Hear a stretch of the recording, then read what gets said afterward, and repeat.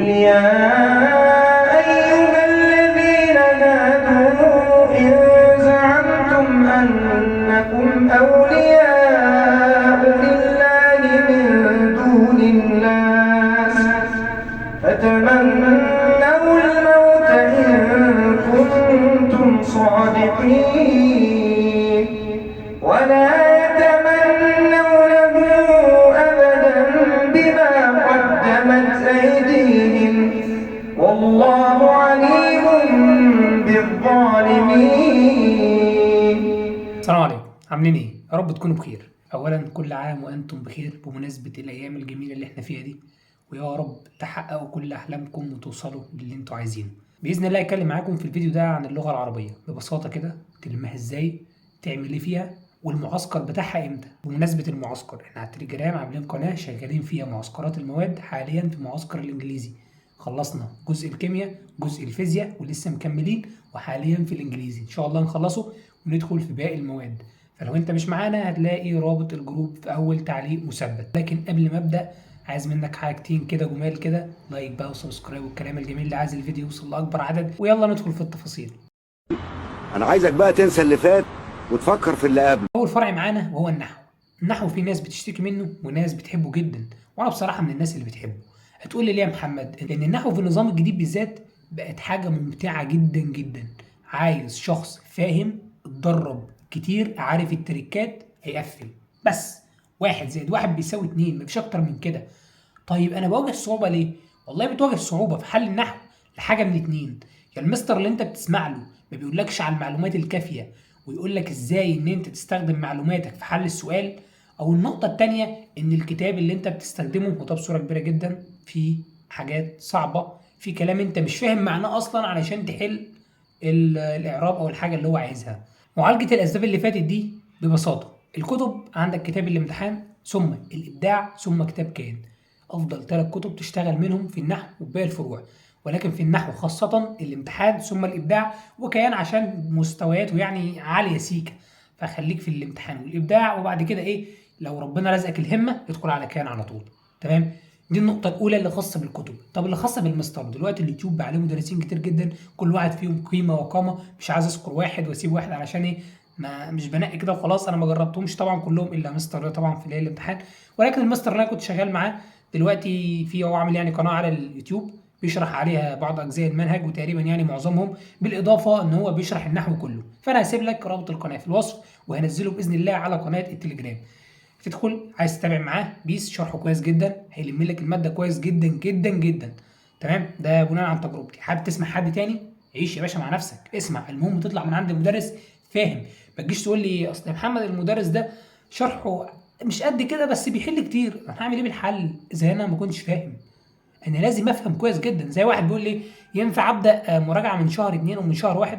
يا حبيبي انت ما خلصتش الشرح، ما فهمتش الشرح، هتروح تراجع ازاي؟ طب عايزين يا جماعه نبقى بقى مرتاحين زي بقيه البني ادمين. النقطه الثالثه طبعا ان انت لازم تركز على التريكات، الحاجات اللي هي الملحوظات الصغيره دي، لان هي دي اللي بتيجي في الامتحان. بيسيب الحاجات الاساسيه اللي انت بتقعد تحل عليها طول السنه وبينقل لك الحاجات اللي بين السطور بيجيب عليها اسئله. فانت لازم تركز على كل نقطه بتعدي عليك في المواد كلها مش في النحو بس، يعني تركز على التريكات بتاع الدروس بتاع النحو. وانا ان شاء الله كده على التليجرام هبقى انزل لكم ايه بعض الورق والكلام ده لما يجي اسبوع اللغه العربيه هتظبطوا النحو ان شاء الله بصوره كبيره. افضل طريقه تذاكر بيها النحو بقى ان انت تجيب كشكول وتكتب فيه كل دروس درس درس، زي انا ما كنت بعمل. جبت الكشكول كتبت اول درس كل الملاحظات اللي عليه من كتاب الامتحان، الملاحظات اللي المستر كان بيقولها كتبتها كلها، اي ملاحظه كنت بقابلها في الحل كتبتها في الكشكول. عبد الله جيت اخر السنه كان الكشكول معايا لم من النحو تقريبا من كل الافكار اللي في الكتب، كل الحاجات اللي المستر قالها، فكان في كميه معلومات فظيعه. فكره ان انت تلم القواعد سواء بتاع النحو او بتاع الانجليزي في كشكول ده بيوفر عليك، بيساعدك جدا جدا في ان انت تحل القواعد سواء نحو او انجليزي. نيجي بقى الجزء تاني، البلاغه والادب. البلاغه والادب انا مش عايز اكتر فيهم كلام واقول فيهم كلام كتير، ولكن انت لو فهمتهم وسمعت فيديوهات لمستر رضا وهو بيقول لك ازاي تحل الادب وازاي تحل البلاغه انت هتقفلهم، والله من غير مبالغه فعليا هتقفلهم، لانهم مش مستاهلين. مش عايز اديلهم اللي هو القدر بتاع النحو عليه درجات اكتر طبعا واسئله اكتر وفي افكار اكتر، انما البلاغه مفيش اي افكار خالص، هو عايز واحد فاهم السؤال حط الاجابه بس يا باشا. انت لو سمعت الفيديوهات بتاع مستر رضا، وانا ان شاء الله باذن الله هسيب لكم الروابط بتاعتها على جروب التليجرام، فلو مش معانا كده روح على الجروب عشان ينزل عليه الداتا بقى وكله ان شاء الله. نيجي بقى للجزء الاهم والصعب، القراءه والنصوص المتحرره. اعمل ايه؟ انا تعبت فيهم بجد فعليا. ناس بتقول لي انا تعبت، بحل القطعه اطلع فيها نصها غلط، في ناس تطلع معظمها غلط، مش عارفين نعمل ايه في القراءه والنصوص المتحرره. اقول لك على طريقه انا كنت بستخدمها. تمام؟ الطريقه دي المستر اللي قال لنا عليها، او يعني هو ما جابها لناش بصوره مباشره، ولكن مع الشرح كده الواحد استنبط الطريقه، فبالتالي قدرت ان انا استخدمها. الطريقه دي ان انا كنت بحاول اولا يعني ان انت تفهم القطعه اللي قدامك، واول حاجه ان انت تفهم المجمل بتاع القطعه، يعني تعرف هي بتتكلم عليه، لان يخليه جاب لك مثلا قطعه باللغه العربيه الفصحى، فانت لازم تبقى فاهم المجمل اللي قدامك بيتكلم عليه، او حتى ابيات الشعر اللي قدامك بيتكلم عن ايه. تمام؟ دي نقطه اولى. النقطه الثانيه الاستبعاد، لازم تشتغل بالاستبعاد فعليا. يعني في معاني ما ينفعش تتحط، الاستبعاد لازم تشيل الكلمه دي، ما تنفعش هشيلها. ما ينفعش ان انا ادور على المعنى وانا حاطط الاربعه قدامي. لو عندك 2 هيبقى اسهل من 3، اسهل من 4، وهكذا. فانت لما بتستبعد بتقلل الاختيارات عندك وبتزود التركيز على الاجابه الصح. دي النقطه الثانيه.